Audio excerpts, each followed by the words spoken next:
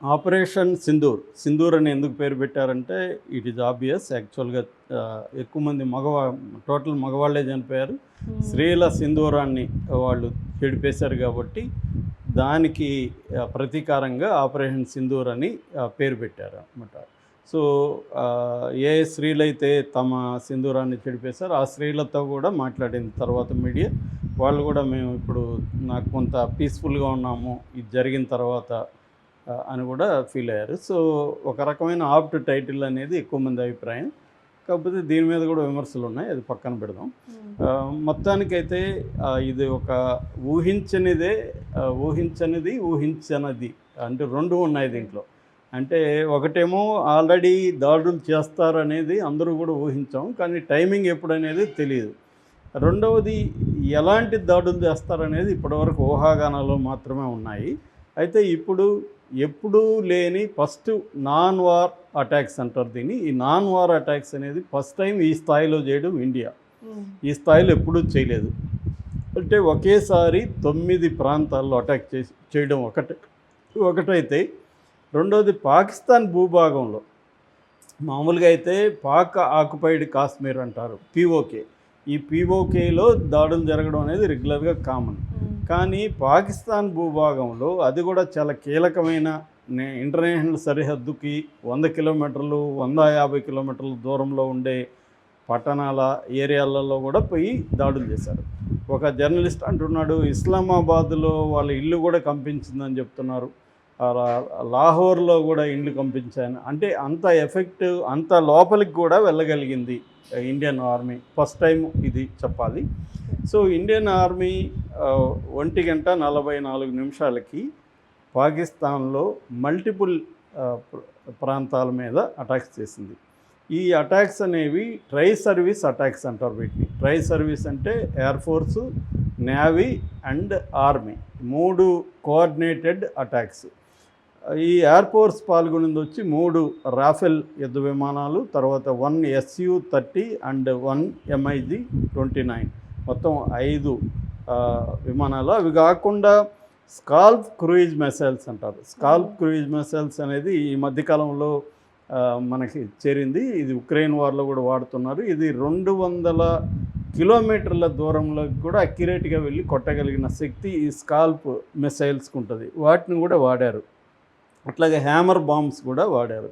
So ఇలాగా 3 tri service వాడడం కూడా ఫస్ట్ టైం అనమాట ఇండియా. సో ఇది స్ట్రైక్ చేశారు. మొత్తంగా ముందుగా పాకిస్తాన్లో ఏ భాగాలు చేశారన్నప్పుడు బహవల్పూర్ అనేది చేశారు. బహవల్పూర్లో జైషే ఈ మహమ్మద్ అనే ఒక ఉగ్రవాద సంస్థ హెడ్ క్వార్టర్ అది. సో ఈ జేఈఎం అంటారు. ఈ జేఈఎం మీద అటాక్ చేశారు, దాని ప్రధాన స్థావరం మీద. రెండవది మురేట్కి అనేది లష్కరే ఈ తోయిబా హెడ్ క్వార్టరు. సో ప్రధానంగా ఈ 2 టెర్రర్ ఆర్గనైజేషన్లే మన దేశంలో టెర్రరిజానికి కారణాలు. ఒకటి జైషే ఈ మహమ్మద్, 2 లష్కరే ఈ తోయిబా. ఈ 2 హెడ్ క్వార్టర్స్ మీద దాడి జరిగిందనమాట. మూడోది ముజఫర్పూర్, 4వది సియాల్కోట్. ఈ 4 పాకిస్తాన్ దేశం లోపల ఉన్న ప్రాంతాలు. ఇక 5 ప్రాంతాలేమో పాకిస్తాన్ ఆక్యుపైడ్ కాశ్మీర్, పాకిస్తాన్ ఆక్రమిత కాశ్మీర్, అది పీఓకే అంటారు. అందులో 5 గుల్పూర్ 1, బింబేర్ 1, చెక్కమ్రో 1, బాగ్ 1, కోట్లా 1, ఈ కోట్లీ, ఈ 5 వచ్చి ఇక్కడ ఉన్నాయి. ఎల్ఓసి దాటిన తర్వాత పీఓకేలో ఉన్నాయన్నమాట. సో ఈ అన్నిటికంటే సర్ప్రైజ్ వచ్చి ఈ 4 చోట్ల జరిగింది. ఇప్పుడు ఒక మురేట్కోలోనే 30 మంది చనిపోయినారని ఒక వార్త వస్తుంది. అయితే అఫిషియల్గా ఇప్పుడు మిలిటరీ తరపున, మన దేశంలో మిలిటరీ తరపున 10 గంటలకి ప్రెస్ మీట్ ఉంది. కానీ పాకిస్తాన్ వేరే అనౌన్స్ చేసింది. పాకిస్తాను అర్ధరాత్రి నుంచి వాళ్ళు ఎవరూ నిద్రపోలేదు. మినిస్టర్లు కానీ అందరూ కూడా వరల్డ్ వైడ్గా మీడియాతో మాట్లాడుతూనే ఉన్నారు. సో వాళ్ళు ఏం చెప్తున్నారంటే 8 మంది మాత్రమే చనిపోయారు, వీళ్ళు ఉగ్రవాద సంస్థ శిబిరాల మీద దాడులు చేయలేదు, ఎందుకంటే మా దేశంలో అసలు ఉగ్రవాద శిబిరాలే లేవు, వీళ్ళు వేసిందంతా కూడా మసీదుల మీద వేశారు, ఆడవాళ్ళు పిల్లలు ఎక్కువ మంది చనిపోయారు, అని చెప్పి వాళ్ళు చెప్తున్నది ఏమంటే 8 మంది చనిపోయారు, అందులో 3 నెలల ఒక పాప కూడా ఉంది అనేది వాళ్ళు చెప్పారు. 35 మంది గాయపడ్డారు, 24 సెంటర్స్లో వాళ్ళు వేశారు, మొత్తం 5 ప్రాంతాల్లో 24 ప్రదేశాల్లో వేశారు అని చెప్తున్నారు.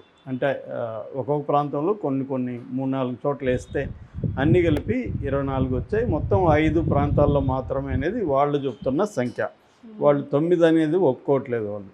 అట్లాగే ఇంత సంఖ్యను కూడా ఒప్పుకోవట్లేదు. అట్లాగే మన దేశంలో కూడా వివిధ మీడియా రకరకాలుగా చెప్తుంది. ఎక్కువగా నాన్ మోడీ మీడియా చెప్తున్నది ఏమంటే 12 మంది చనిపోయారు, 55 మంది గాయపడ్డారు.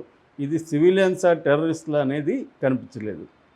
అయితే దీని పట్ల ప్రపంచం ఎలా రియాక్ట్ అవుతుందనే దానికి ఇంకా మనకి మిగతా దేశాల రియాక్షన్ తెలియదు. ఎందుకంటే అజిత్ దోవల్ అర్ధరాత్రి నుంచే ఇది జరిగిన తర్వాత ఇమ్మీడియట్గా అమెరికాకి నోటిఫై చేశాడు.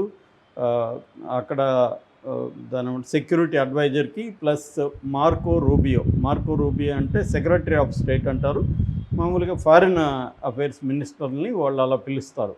సో విదేశాంగ మంత్రి అనుకోవచ్చు. అమెరికన్ విదేశాంగ మంత్రికి ఇన్ఫామ్ చేశాడు. అట్లాగే యూకే, రష్యా, తర్వాత యుఏఈ, సౌదీ అరేబియా ఇలాంటి దేశాలకంతా కూడా అజిత్ దోవల్ ఇన్ఫామ్ చేశాడు, ఇలా జరిగింది అనేసి చేశారు. ఈసారి ఏంటంటే మనకు బాగలకోటప్పుడు విజువల్స్ లేవు, ఈసారి విజువల్స్ కూడా రిలీజ్ చేశారు, విజువల్స్ కూడా క్యాప్చర్ చేయగలిగారు, విజువల్స్ కూడా వచ్చాయి. అట్లాగే పాకిస్తాన్ వాళ్ళు కూడా ప్రపంచవ్యాప్తంగా అందరికీ చెప్పడం, మీడియాకి మాట్లాడడం, వాళ్ళు కూడా గాయపడిన విజువల్స్